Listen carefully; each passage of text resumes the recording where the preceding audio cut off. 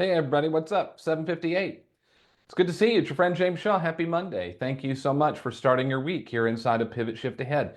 I'm really looking forward to this week. I had been sitting over the weekend just thinking about things, and I had this thought that I see this all the time in this community where we will have someone who will jump on and talk about how they put in the work for several weeks in a row or several months in a row, and boom, all of a sudden their pipeline is full. They've got more listings they've ever had, and things are really good. And we're celebrating that. We have a virtual parade for them on the call, and then that person speaks up, 3 months later, and they got nothing. There's nothing in the pipeline. Whatever was working before is no longer working again. And it's this roller coaster of a world they go through. And I was like, well, why does that happen? How do we, not self-sabotage is too strong of a word, but how do we end up creating this roller coaster ride instead of having some kind of consistent momentum over time? And so I thought through it and I came up with 5 reasons why, or 5 ways that we kind of halt our progress. And we're going to unpack all 5 this week and then share some tactical things that you can implement to bring momentum into your world. We're going to call it Momentum Week here inside of Pivot Shift Ahead. So I hope you'll join us all week long. I hope you'll invite people. If you're someone that's on the call every day, I hope you'll invite people, the people in your office who are moaning and complaining and concerned about the state of the market, invite them to come to this series. And let's see if we can create some momentum for everybody. So that's what we're going to do this week. But before we do that, we'll always do some Tell Me Something Goods. So I want to hear some Tell Me Something Goods. What's great that's happening in your world over the last handful of days, and then we'll get after it. So Andrew, you want to start us off? Good morning. Hey, sure, James. This is my first time here. Happy to be here. Thank you to Miss Erica who invited me. So what's great in my world, we're actually just launching a service to real estate and a lot of other industries. Everyone's familiar with greeting cards, right? If you're a great salesperson, you send them. So what we allow you to do is easily mail a card to customers, prospects, and then it's like a regular card with written message, but then a QR code where it's a video. So you can use it for prospecting, thank your customers. The numbers for real estate are insane. 400% conversion rate improvement on non-video stuff. And then we could give you the data to tell you how well it worked. We're looking for customers and salespeople right now, so it's a big opportunity. Thanks, Andrew. Hi, Stephen. Good morning. Hey, James. Good morning. We just had an amazing weekend with our family. Our youngest son graduated high school, had a daughter-in-law that graduated from college, and one of my sons got married this weekend. So we've had an amazing weekend, and I have punched my time card as a dad raising kids, and I'm done. I'm off duty. So it was a great weekend for us. They're off the payroll, maybe. Congratulations to you, Stephen. That's great news. Let's get a couple of more in. Kathy, good morning. Good morning, friends. I have to say, this community is over the top. Thank you for all of the birthday love. I'm so grateful. And it was incredible. The WNBA started this weekend. There were some great games. And this past year has been really interesting in real estate. And just before I was entering the birthday weekend, we have 6 million pending. So I'm just super grateful for an awesome weekend, and I'm grateful for this community, Inspire, Pivot. Thank you for the love. And it was hey, James, if somebody's 60, how do you know? Oh, well, they tell you. I made it. There's no chance. That's correct. That's got to be a typo. I made Kathy it. Heidi. Congratulations. Happy birthday to you. Fever win, which is awesome. And 6 Oh, million pending is great, Kathy. Thank you. Hey, triple double. Kathleen, I'm Was it going to a skip triple? you, Kathleen. I'm sorry, because Richard's on, and we haven't heard from Richard very often. He's been out for a minute. He's back, and it's just good to see you, friend. So you're going to get the last something good. I just wanted to say thank you, thank you, thank you to this community who has sent cards and gifts and everything while I've been sick. I developed cancer right around Halloween of last year. It is terminal, but I am to a point now where they've got me feeling so good that I'm going to go back to work and get back after it and fulfill a few goals and dreams for the Starfish Mission Group. I hope to make one more trip to the Philippines to help out there. So just y'all pray for me and and as I get restarted. So thank you, thank you, thank you, everyone. You've got it. We love you. You got 1,000 people have got your back and are on your team, and we're just happy to see your face this morning. Thank you so much for being here, friend. Be well. Yeah, I feel that, James. I feel that. And this pivot shift community is much more than real estate. It is. And Richard, go Pacers. Yeah, go Pacers. No That's right. kidding. That's right. Let's have a good week this week. All right, let's get after it this morning. So, like I said, I was sitting and thinking about how do we get momentum and why does it fall off? And so I came up with 5. I posted it on my Instagram. So if you're not on my Instagram, you can join it, James D. Shaw on Instagram. And I listed the 5, and I'll just read them to you. Here's the 5 reasons why I think we fall off. And put in here if any of these are true for you. Number 1, we overthink everything. Number 2, we wait until we feel ready. Number 3, we say yes to too much. That's me. Number 4, we get stuck trying to make it perfect. And number 5, we avoid the hard stuff. Those are, I think, the 5 reasons why we fall off, right? We overthink, we wait to feel ready, we say yes to too much, we get stuck trying to make it perfect, and we avoid the hard stuff. So we're just going to each day this week do one of those. Today is overthinking. And I think sometimes we overthink because we think it's productive.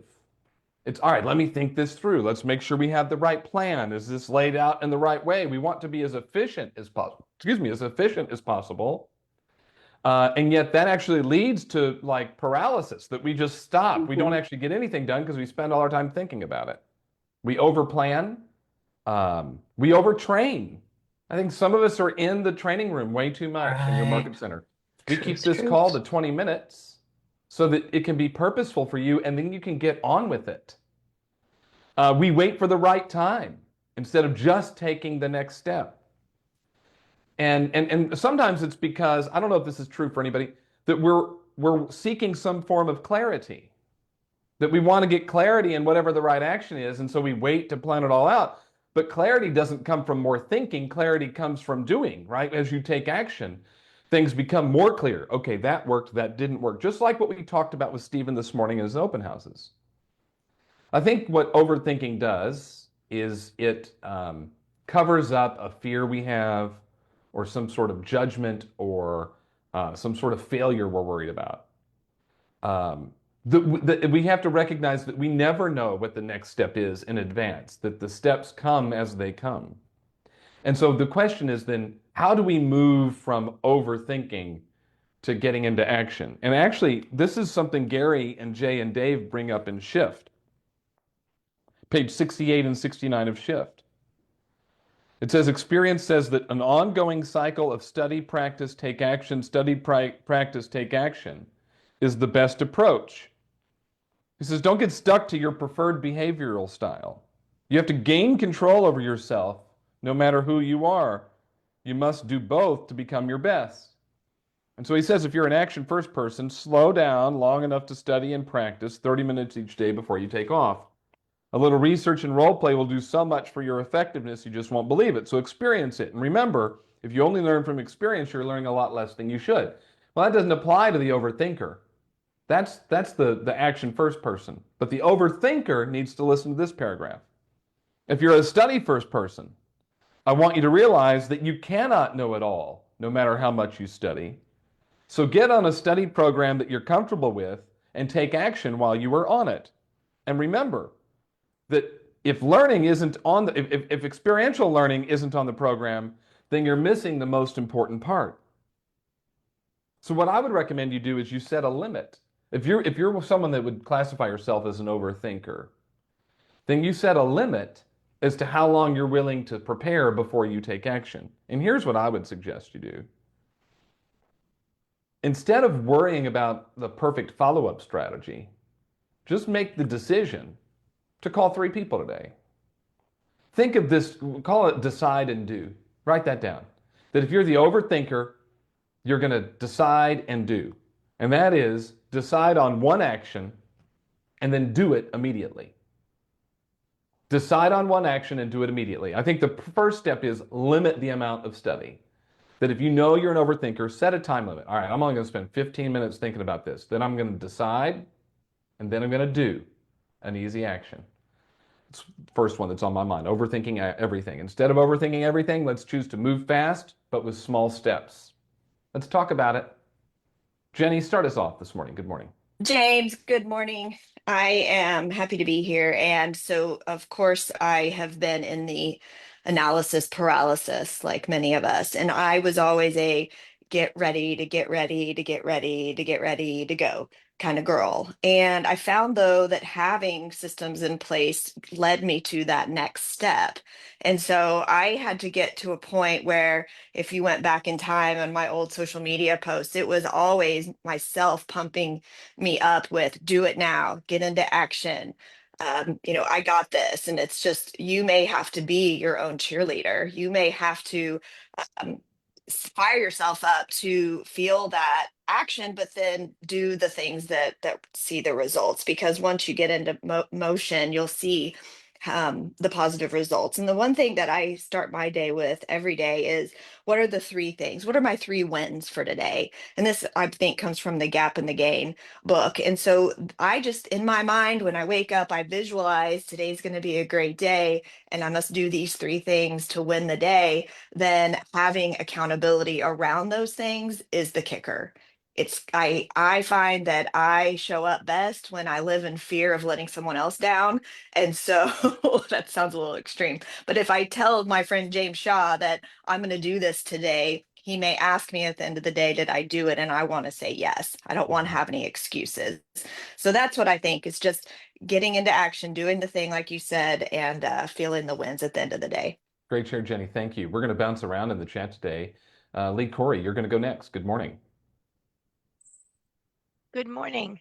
So I want to take us back to Anna Kruger when she talked to us. I think it was at Advance, and maybe it was not. But anyway, what she said is when you're making your calls, a lot of people like do the research, see if the house is listed, go back and check what your notes were.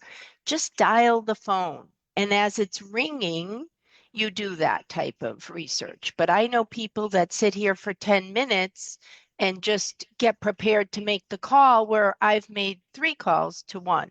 Yep. Does that make sense? It sure does. And by the way, when you spend 10 minutes trying to figure out all the stuff and then you call, they don't even answer. Doesn't really, I mean, you wasted all of that time. But if you just, and that's what I did. When I was calling expireds and for sale by owners, I dialed and then I figured it out as I went. And because if you just start with hello and say your normal script, you don't even need to know all that stuff anyway. Just get into a flow, do something. Thanks, Lee. Appreciate it. Rico, you're next, buddy. Good morning. That's right. That's right. Look, listen, I'm all about that. See, I don't sit there and think. I'm gonna just go straight at it and we're gonna figure this out a little later. And then I'll get coached on it. I'll ask the coaches on what I did wrong or what I could do better. But we just gonna go straight into action. I'm the same way with expireds, FISBOs, open houses. I just do the work first. So I'm more into going to action. And then later down the line, if I did something wrong, if I need to redo it, if I need to have the conversations, then I'll figure that out. But 9 out of 10 times, what happens is the convos be so natural that like it doesn't really even matter. And the last thing real quick is you're right. The people who sit there, because I have people making calls at the same time as me. The people who would sit there for 10, 20 minutes and call a FISB expired, and that number is do not call or that number is no longer working, then they sit there for another 20 minutes trying to call another number when I already called 30 people by then because they trying to see if those people going to answer and what they got to say instead of just doing it and then figuring it out later. Just make the call. I mean, one way, by the way, to eliminate all that is just talk to people you know. Like if you just make the decision that you're going to follow DTD2 as an example, what are the letters this week? Put them in the chat, somebody. And you're just going to reach out to everybody whose last name starts with one of those 2 letters. And it's simple of, hey, it's James over at Keller Williams. I was just thinking about you today, and I just was curious, how are you doing? What's going on with you? And they tell you whatever, blah, blah, blah. And then you say, by the way, our next event is we're doing Lilo and Stitch at the movie theater. Man, I'd love it if you could come to that or whatever your event is. And they probably can't, which is fine. Oh, no worries. And then you finish up with, hey, by the way, there's a home that went on the market in your neighborhood. Or I have a buyer right now I'm working with that's looking for a 3-2, 2,000 square feet in this price point in your area of town. Do you know of any? I don't know what it is, but you figure out what your help ask is. If you just do that, 3 or 4 people every day, I'm telling you, you'll be in great shape. Angie Peterson, good morning.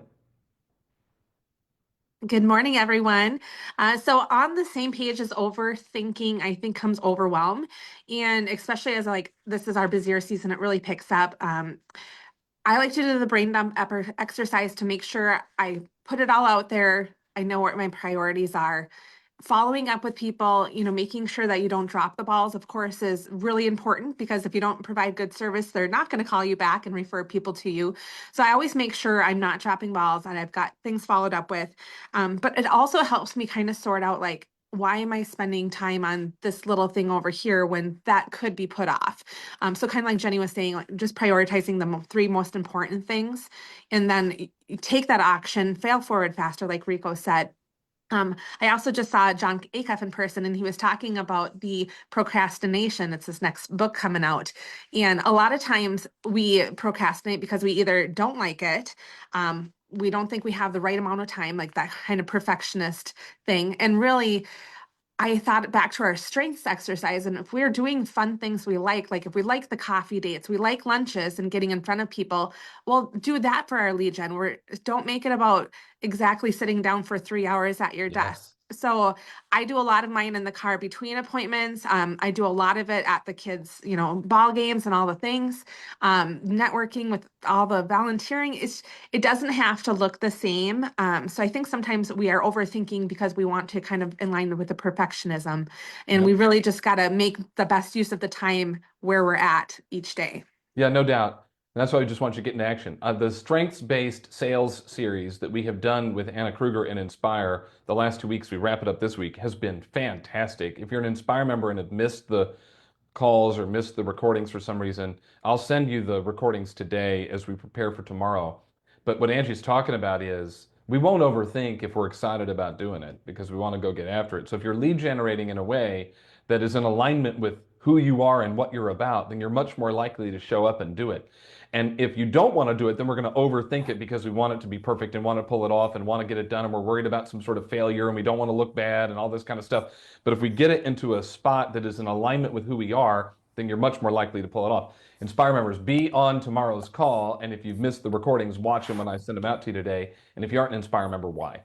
All right, we're going to squeeze 2 more in before we roll out. It's going to be Orly and Tulio. I see a bunch of hands. I'm sorry I didn't get to everybody today, but I want to get those 2 in before we kick it. So Orly, you're first. Good morning, everybody. So for me, implementation is about chunking it down. Morning. It's the who, the what, the where, and the how. So who can help me if I'm going to inspire? Who has the playbook?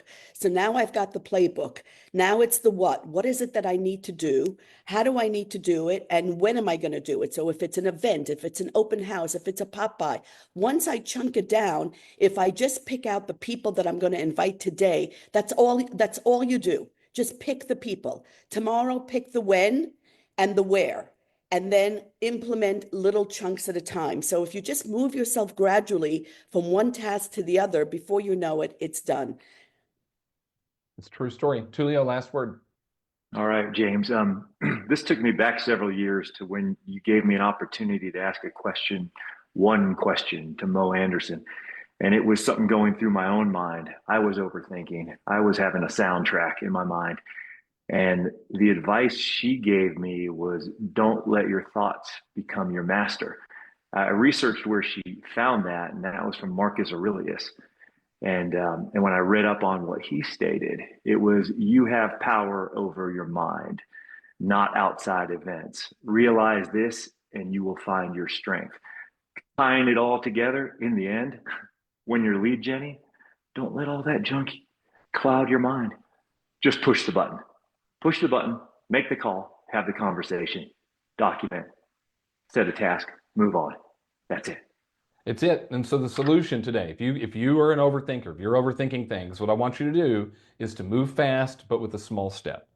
And so commit to some small, low risk action. 3 people you could dial today. I don't know what it is. You figure that out. And then here's the question that I think you want to ask, because I'm going to leave you each day this week with a question. There's 2 questions, really. What's an area of your business where you've been overthinking? We all have one. There were 1,000 of you on the call this morning, another 200 watching on Facebook, 1,200 people. We all have some area that we're overthinking. What is it? And then what is the real fear or concern that's underneath that overthinking? And if you can unpack that, you're more likely to create some momentum. All right, I hope you like Momentum Week. That's what we're going to do this week. We'll be back tomorrow. Tomorrow is this waiting until we feel ready. That's what we're going to talk about tomorrow. We'll be back then. Thank you for being here. You got your inspiration. Go put in the perspiration. See ya. Bye. Thanks, James. Thank you, James. Thanks, James.